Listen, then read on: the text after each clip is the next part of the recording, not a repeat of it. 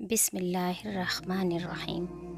حیا نہیں تو کچھ نہیں۔ نبی کریم صلی اللہ علیہ وآلہ وسلم نے ارشاد فرمایا، اگلے پیغمبروں کا کلام جو لوگوں کو ملا اس میں یہ بھی ہے کہ جب شرم ہی نہ رہی تو پھر جو چیز چاہے کرو۔ جو رشتہ دار اچانک آپ کے دشمن بن جاتے ہیں دراصل وہ شروع سے ہی آپ سے نفرت کرتے ہیں، لیکن وہ اداکاری اور منافقت میں مہارت رکھتے ہیں۔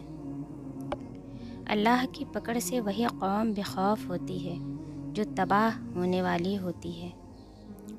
ہر آزمائش اللہ کا فیصلہ ہے اور اللہ کا ہر فیصلہ بہترین ہوتا ہے۔ ایک بات پر ایمان رکھیں، جو انسان ہمارے حق میں بہتر نہ ہو اللہ اس انسان کو ہم سے دور کر دیتا ہے۔ حیا کی انتہا۔ نبی کریم صلی اللہ علیہ وآلہ وسلم پردہ میں رہنے والی کنواری لڑکی سے بھی زیادہ حیا والے تھے۔ رسول اللہ صلی اللہ علیہ وآلہ وسلم نے ارشاد فرمایا، جس نے کسی مسلمان کا خریدا ہوا مال واپس کر لیا اللہ تعالیٰ قیامت کے روز اس کے گناہ معاف فرما دے گا۔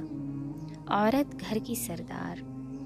رسول اللہ صلی اللہ علیہ وآلہ وسلم نے فرمایا، آدمی اپنے اہل و عیال کا سردار ہے اور عورت اپنے گھر کی سردار ہے۔ اے نبی صلی اللہ علیہ وسلم، میرے بندوں کو خبر دے دو کہ میں بہت درگزر کرنے والا اور رحیم ہوں۔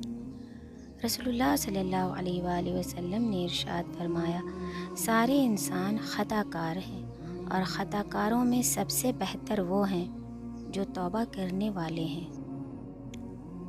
جو کوئی اللہ کے لیے کسی چیز کو ترک کرے اللہ اس کو اس سے بہتر شے عطا فرمائے گا، اور اس کی عطا مختلف ہو سکتی ہے، اور سب سے بہترین عطا اللہ سے انس کا بڑھنا اور اس کی محبت اور سکون قلب، قوت، نشاط، خوشی اور رب تعالیٰ کی رضا کا ملنا ہے۔